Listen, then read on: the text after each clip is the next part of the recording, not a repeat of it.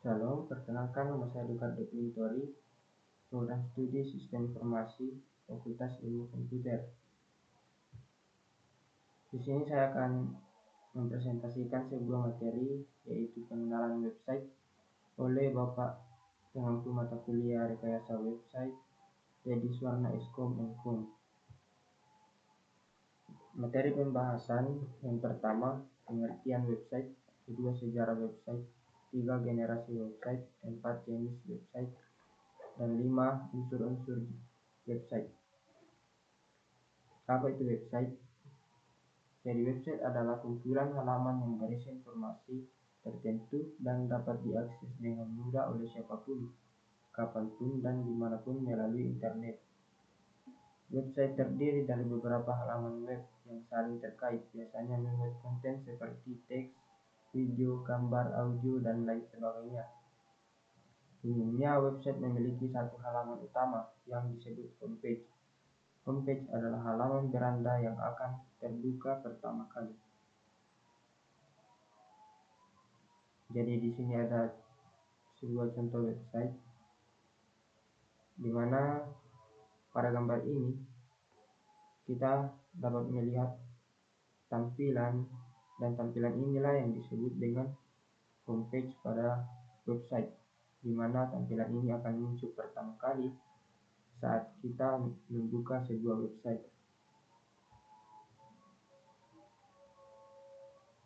Dan yang ini masih contoh website, di mana website ini terdiri dari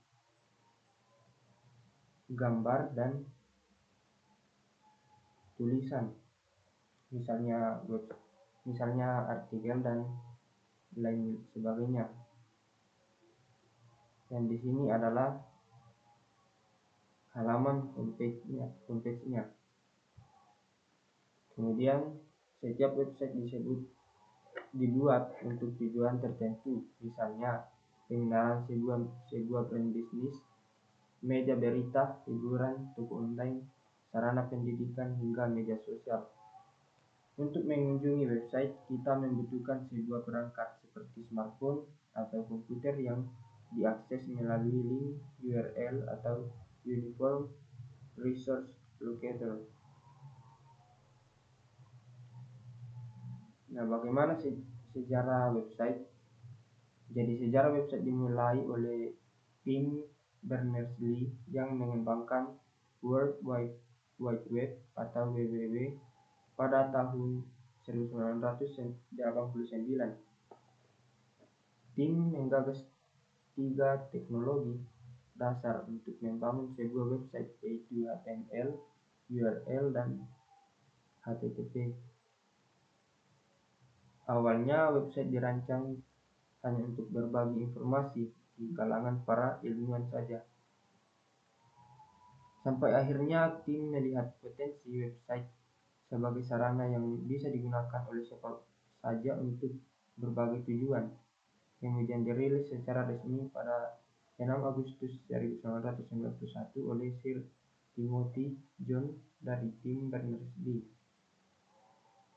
Akhirnya tanggal 30 April 1993, CERN atau laboratorium tempat tim bekerja mengumumkan bahwa WWW dapat digunakan secara gratis oleh publik. Website yang pertama dirilis saat itu baru sebatas menampilkan teks sederhana tanpa variasi font, video maupun gambar.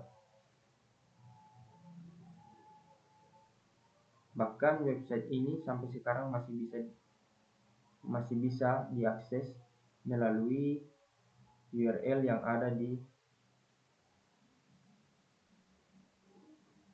tampilan presentasi ini. Dan inilah tampilan website pertama kali, di mana tampilan ini sangat berbeda dengan tampilan website yang ada pada era saat ini, di mana website saat ini sudah dapat memuat gambar, video, dan lain-lain. Sedangkan website pertama kali ini masih sebatas teks untuk berbagi informasi. Kemudian generasi website. Generasi website dimulai dari web 1.0, merupakan generasi pertama dari layanan internet berbasis web. Pengguna hanya bisa membaca dan mencari serta melihat-lihat informasi yang ada dalam sebuah web tanpa bisa melakukan interaksi lainnya. Bisa dikatakan pada saat itu tipe web 1.0 hanya menggunakan komunikasi satu arah, sehingga pada saat itu web tipe ini seolah-olah berperan sebagai papan pengumuman yang dihadirkan secara digital. Kemudian web 2.0 merupakan generasi lanjutan dari 1.0 yang dikenal dengan istilah web 2.0. Web ini mengacu pada situs website yang menekankan konten yang dibuat untuk kemudahan penggunaan.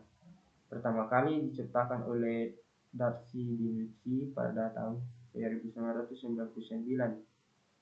Web 2.0 memungkinkan pengguna untuk berinteraksi dan berkolaborasi satu sama lain melalui dialog media sosial dalam komunitas virtual. Nah, website selanjutnya ada web 3.0. Pertama kali diperkenalkan pada tahun 2001 ketika tim menulis sebuah artikel ilmiah yang menggambarkan web 3.0 sebagai sebuah sarana bagi mesin untuk membaca banyak data di halaman-halaman web. Web 3.0 menawarkan metode yang efisien dalam membantu komputer mengorganisasi dan menarik kesimpulan dari data online. Web 3.0 juga memungkinkan fitur web menjadi sebuah sarana penyimpanan data dengan kapasitas yang besar. Kemudian dilanjut dengan web 4.0, yaitu sebuah teknologi di mana aplikasi dapat merekam rutinitas yang kita lakukan secara online. Nah, rutinitas yang kita lakukan secara online ini misalnya pencarian kita di Google. Nah, teknologi ini dapat merekam rutinitas seperti jenis konten atau jenis informasi apa yang sering kita cari secara online. Jadi itulah keunggulan website 4.0 ini. Dan website 4.0 juga dapat dipahami sebagai perkembangan teknologi website yang mengarah pada dan pertukaran data dengan cepat. Kemudian juga melakukan komputasi kognitif atau upaya untuk membuat komputer meniru cara kerja otak manusia, seperti yang kita kenal dengan AI. Jenis website.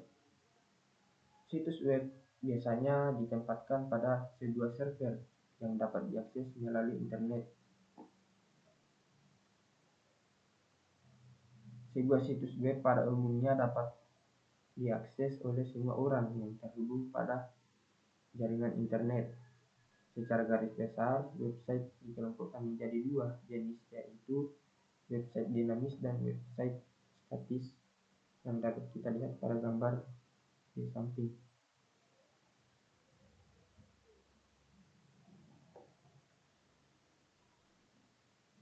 Website statis adalah halaman yang berisi serangkaian file HTML. Kode HTML itulah yang membangun halaman web statis.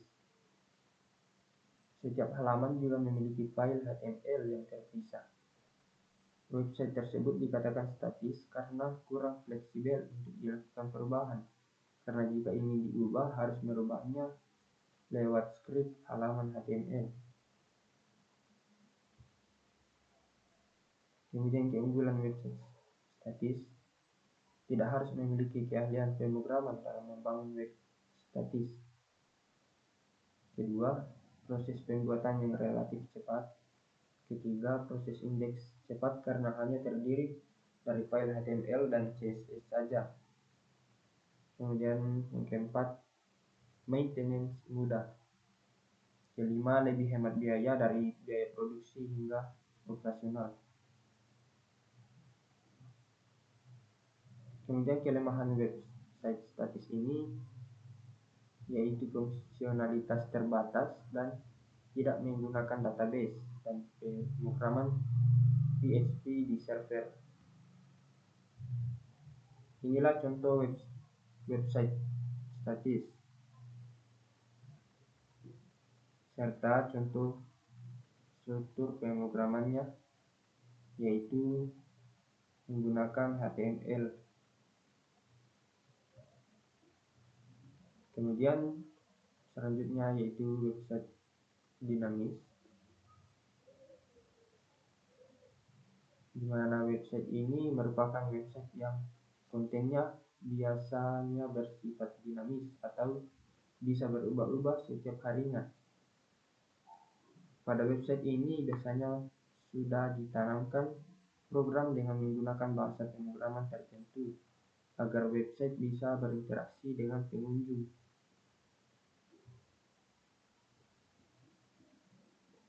Seperti adanya kolom tanya jawab pada website, adanya form untuk registrasi, adanya fitur untuk chat langsung atau live chat, dan fitur-fitur lainnya. Keunggulan website dinamis yang pertama, memungkinkan pengguna untuk selalu memperbarui baik itu konten maupun informasi lain. Yang kedua, dapat menggunakan CMS atau Content Management System, sehingga akan lebih mudah karena dibantu tools dari CMS untuk membuat sebuah website. Kemudian pengunjung dapat berinteraksi langsung dengan web tersebut. Nah, apa kekurangan website dinamis, yaitu membutuhkan biaya dan waktu yang cukup banyak pada awal pembuatan. Yang kedua, membutuhkan hosting yang cukup besar untuk membantu penyimpanan file web. Yang ketiga, karena menggunakan berbagai teknologi, plugin, dan isi konten yang semakin banyak menyebabkan pembuatan atau kecepatan website melambat.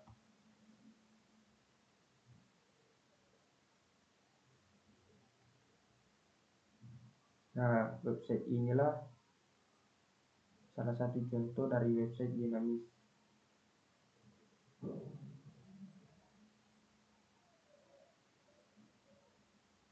Website dinamis ini adalah website yang paling sering kita temui pada saat ini, yaitu contohnya website media sosial, website toko online, website berita, website organisasi, dan lainnya. Unsur-unsur website. Yang pertama, domain. Nama domain atau URL merupakan alamat khusus yang kita gunakan untuk mengakses website. Biasanya diakhiri ekstensi seperti .com, .net, .org, dan seterusnya. Kemudian unsur yang kedua yaitu hosting. Hosting adalah ruang penyimpanan yang menyimpan file dan data website kita secara online agar bisa diakses melalui internet. Kemudian unsur yang ketiga yaitu platform. Tool yang kita gunakan untuk membuat website bisa dengan coding HTML, PHP, database atau CMS seperti WordPress, Joomla, dan kemudian unsur yang keempat yaitu konten. Merupakan isi dari website itu sendiri, bisa berupa tulisan, gambar, atau video untuk menyampaikan informasi. Kemudian yang kelima itu tampilan. Jika tampilan desain website menarik, pengunjung pun akan betah berlama-lama di website kita. Maka disitulah peran dari tampilan sebuah website. Walaupun konten atau informasi dalam website kita itu menarik. Jika tampilan website sendiri tidak menarik, maka pengunjung tidak akan betah di dalam website kita. Kemudian unsur yang keenam yaitu Search Engine Optimization atau SEO adalah langkah optimasi yang membuat website muncul di hasil pencarian Google sehingga mendapat banyak traffic.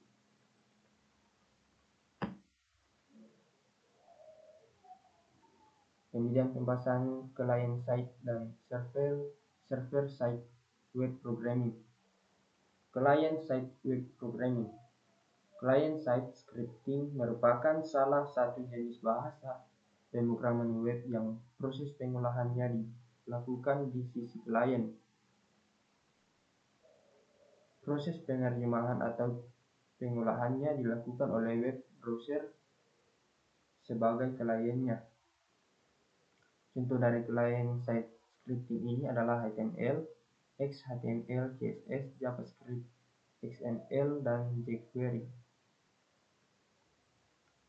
Kemudian client side dan masih di client side dan server side web programming, yaitu pada pembahasan server side.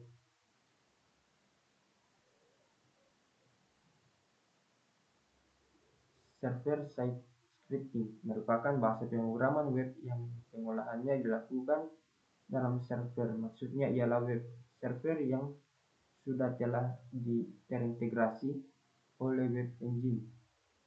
Jadi contoh dari server side scripting ialah Active Server Page atau ASP, PHP atau Hypertext Processor,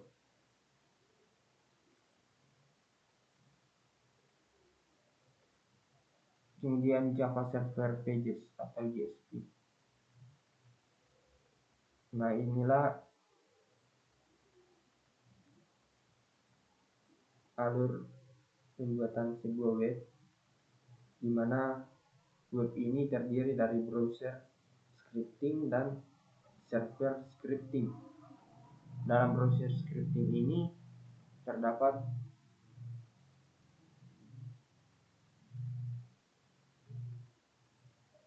bahasa pemrograman HTML, CSS, dan JavaScript yang digunakan. Kemudian dalam server scripting ini terdapat bahasa PHP dan SQL. Baik, sekian presentasi yang dapat saya presentasikan. Lebih dan kurangnya mohon dimaklumi.